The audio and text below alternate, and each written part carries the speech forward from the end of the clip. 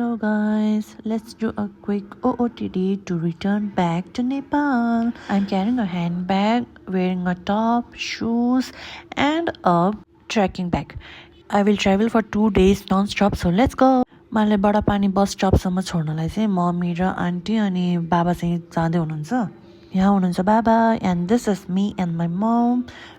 हेर्दा हेर्दा हामी बडा पानी पनि आइपुग्यौँ र बाबाले पहिला छोड्नुभयो, पछि मम्मी पनि आइपुग्नु भयो. बाई भन्दा भन्दा बस पनि हिँड्ने बेला भयो.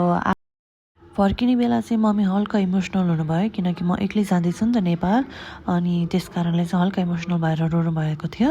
Now it's time to say bye to the Shillong. अनि म चाहिँ कम्फर्टेबल भएर बसेँ मेरो सिटमा. एकछिन पछि चाहिँ मैले मेरो जुस पिएँ.